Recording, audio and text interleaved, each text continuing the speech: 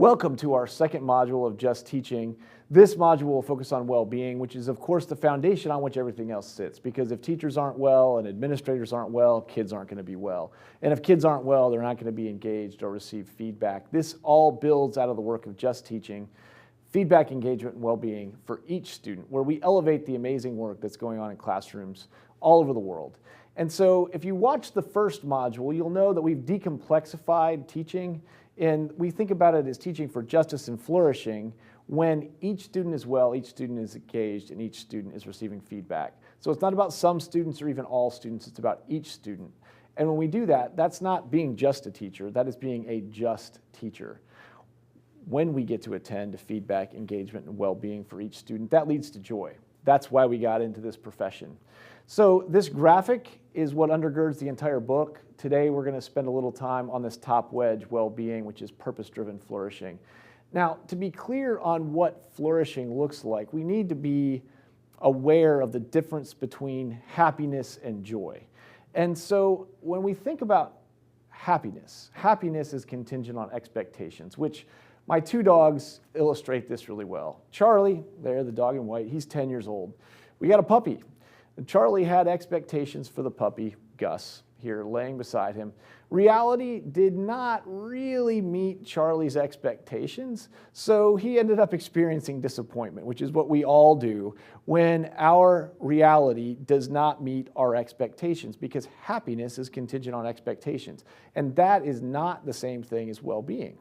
Now, our family had expectations for Gus, and Gus exceeded those expectations, so therefore, we experienced gratitude. Well, as expectations go up, that decreases the space for gratitude and happiness and increases the opportunity for disappointment when reality doesn't meet. And this so often is what's happened over the last few years with educators. And so what we have to help educators see is their contribution to each student's flourishing. And this is not about happiness. This is about feeding joy for educators and students together, because that's where well-being is located. So John Hattie talks a lot about well-being and flourishing in some of his most recent work.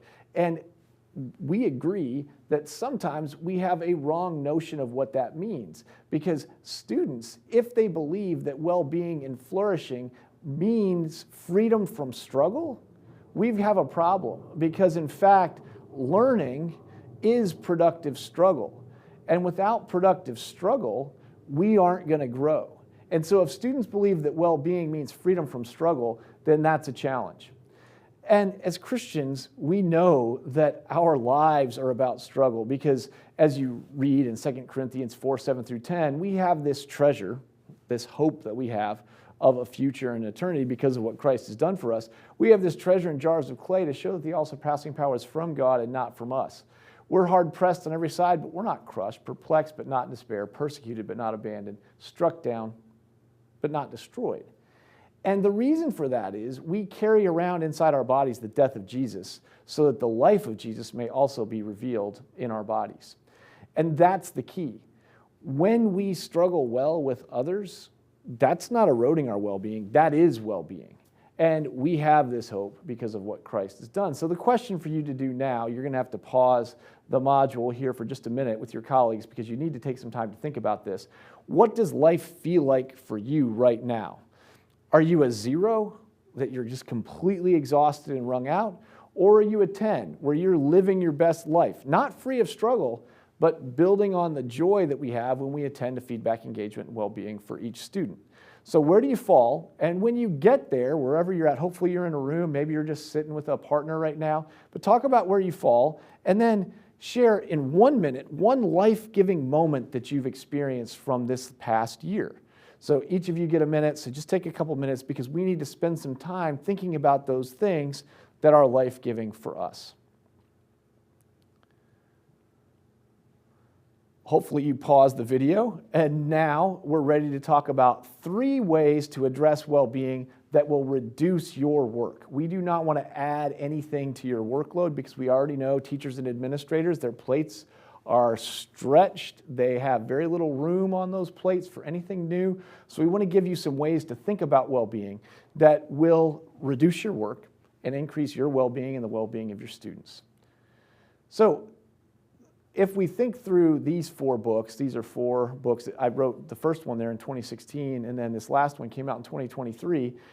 We've learned a great deal about what well-being is. And so if you took those 4 books and said, hey, what's the most important thing you could do every day to make sure you're well? It's laugh every day. Because our brains don't know the difference between real laughter and fake laughter. So just laugh. As we think about what flourishing looks like, flourishing happens within an ecosystem. And so we have to be engaged with others in order to truly flourish, to truly be well, and to experience joy. So right now, stop, tell a dad joke, do whatever you have to do, laugh, and even if the person doesn't think it's funny, tell them to laugh anyway. It's for their well-being. Because ultimately, it's what Zaretta Hammond says. We need to move students, we need to move our colleagues away from avoiding, where when the brain experiences trauma, it tells us avoid, because it's releasing cortisol into our body to tell us, hey, this isn't safe. We need to move them to approaching, and then we need to get them all the way to attaching.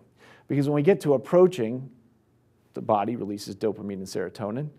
And when they're attaching, we get oxytocin when we actually make connections. Laughter is a great way to move students and colleagues from avoiding all the way to attaching. So as you think about this, you now need to take laughter and move to gratitude. Now, this is nothing new. We've heard about gratitude journals and thinking about what we're grateful for. But one of the places I see schools not do a very good job of is venting. So to whom do you vent and why? What's the reason you choose the person for venting? Because typically it makes you feel better, but is it actually leaning into gratitude and building a culture? So what do you vent about? Who do you vent to? Who do you agree with? And are you looking for somebody to challenge you? I know I'm typically not. So take a couple minutes, again, pause the module here, and talk to a partner about why you vent and how you vent. If you actually pause the video, I want to then help you reframe venting, because when I vent that way, all I've done is drag the person down into my negativity about someone else. And so I feel better because I now have an ally in it, but that didn't actually help me reframe this into a solutions way of thinking. So please think about positive venting. Anytime you feel yourself saying something negative about someone, try to end with something that is genuinely positive about them so that you start to correct that tendency that we all have. Share daily gratitude about another person. This is one of those things where if you start doing this for a week, where once a day you highlight something that you really appreciate about a person and you do that to someone else, that changes the culture, because everybody's wondering, what's that person saying about me? Not in the negative way that so many of us think about saying things about other people, but in the positive way of like, oh, I hope that person's celebrating me as well. So think about positive venting as a way to express gratitude. Last is empathy. Now, the challenge for us as educators is we know these 3 things. First of all, most students are not like you, right? Secondly, you liked school well enough to consider a career in schools. And then third, we're naturally curious, but we're not naturally good thinkers. In fact, we try to avoid it. So as we think about the way we bring students in, it's not about us understanding our subjects better. It's about us trying to draw them into what we do. And so this research from a couple of Harvard researchers I think is super helpful as we think about empathy. Make sure you're maintaining eye contact. An easy way to do that is to make sure you can identify the eye color of the person that you're talking to. When you do that, that will release oxytocin. Second, think about the muscles of your face. Look at the full face in front of you and consider what your face is communicating. This was the challenge during COVID, where we had masks covering half of our faces. It was very difficult to read everyone's emotions because we couldn't see half the face. It's not just the eyes. Think about your posture. Get to eye level and communicate openness. Kindergarten teachers are masters of this. They get down to eye level all the time. This is key. Affect. Identify your emotional state. How are you feeling? How might the other person feel? Because this is going to affect the way you communicate. 38% of your nonverbal communication comes through your tone of voice. So always think about tone. Then be sure that you hear the whole person. That is a uniquely created person in front of you who is an embodied soul. How do you make sure that you're hearing that person? Finally, think about your response. How do you feel after the interaction? If you feel positive about it, most likely the other person feels pretty positive about the interaction. Now, the challenge is when you have students or colleagues who you struggle to connect with, you may have to be more intentional with your time. So this 2x10 strategy, I found this in the research in 2008 from an article called The Warm Demander. And so what they asked in the article is, what kinds of students are the most challenging for you to like? And so that's a really tough question. But depending on who that is, you need to spend 2 minutes a day for 10 consecutive days talking to them about anything. Now, the first 3 or 4 days they may resist, but it's okay. It's not your job to be their friend. It's your job to be that educator or administrator that they need. After 3 or 4 days, they usually wear down like, hey, I guess this person's going to talk to me. I'll talk to them. When you do that for 10 days, 85% of off-task behaviors are reduced. That's amazing. It changes the dynamic of how the kid thinks about you and how you think about the kid. Now, the challenge of this is 42% of high school students in 2023, according to the CDC, reported feeling so sad or hopeless almost every day for at least a week that they stopped their usual activities. So that was over a 2-week window. You could start to see evidence of it just after a week. And here's what we're seeing, and there's a lot more data coming out on this that we're working on for the next book, but students are spending less and less time with friends. They've turned in this personal connection, this human connection, for likes, swipes, clicks, retweets, reposts, and things aren't great. And the challenge is 80% of families rely on their schools for their children's mental health. Right? And we know kids are increasingly lonely, and as we age, loneliness increases the risk of early mortality as much as smoking 15 cigarettes per day. So we've got to attend to well-being, but we need to help kids see what well-being really is, which is not freedom from struggle, but the fuel that allows them to struggle well. So at the end of each chapter, we have tools like this one, which we'll go into more detail on the light board, that lets you determine how well you're doing with well-being. These tools are free here. You can grab the QR code. They are, as long as I jump out of the way for you, they're available here on this QR code. And please reach out if you ever need anything to us at Baylor. So email address, there we are on X. We're available to connect with you because you are doing the most amazing work in making sure that each kid is well, making sure that each kid is engaged, and each kid is getting feedback or purpose-driven wisdom for their growth. Thanks for what you do. We have a tool that allows you to dig into well-being, engagement, or feedback. In order to make sure that your class is well, we have a tool that lets you determine if you hit the healthy 98-degree temperature for a healthy human being. So 98 degrees is the goal, and you have 7 different conditions that you're looking at in your room. How much laughter occurs in your room? How much play occurs in your room? How well do you elicit stories in your room?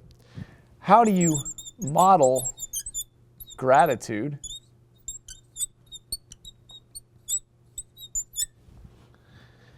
How do you create moments?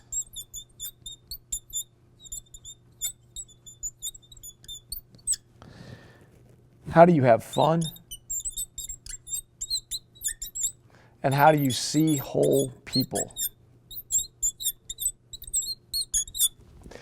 So these 7 elements are not things that are off task. These are central to our work in whatever classroom, whether it's a science lab, an English classroom, a history classroom. We want students to laugh, enjoy their time there, not laugh in off-task ways. We want them to be playful in the way they investigate things. Think about the curiosity that drives a kindergarten classroom. How do we get those in college classrooms? How do we get that kind of curiosity? How do we elicit stories? So when we think about stories, it's our stories, but more importantly, it's how do we elicit their stories. So in this chapter, we talk about Christopher Emden and the way he brings barbers into his classes with pre-service teachers to help them explain how they elicit stories from their customers. How do we model gratitude? This is something just as human beings, we need to do this better. But how do we show our students how we do that? How do we create moments? That's Chip and Dan Heath's work in The Power of Moments. How do we have fun? How do we make sure that learning does not become drudgery? Certainly it's hard. We're inviting kids into productive struggle, but how do we experience the joy that comes from that hard work? And then how do we see whole people? They're not a test score. They're not just a history student. They are human beings that make our work infinitely interesting and always challenging. So when you go through and you score this, you're going to look at your class, all right, and you're going to rate yourself on each of these 7 areas on this highly scientific 14-point scale. 14 means you're just killing it, you're knocking it out of the park, it's all over your classroom. 0 means it's not happening at all. So you have those 14 points times 7 categories. That's how you get to 98 degrees. In a fully healthy classroom, you would be hitting 98 degrees. Then you're going to look at your school. What's that look like in your school? Are you doing better than the remainder of your school? Are there places in your school that are doing better than you are? So you dig in at the school level. And then last, if you're in an independent school, think of a network of schools that you could compare yourself with. Or if you're in a public school, think about the district where you sit. What's your district known for? This may require you to take some visits to other classrooms or other schools, but this is a great way to help us center what we do on well-being. We're all better people when we do this. This brings joy that can lead to meaningful engagement and feedback.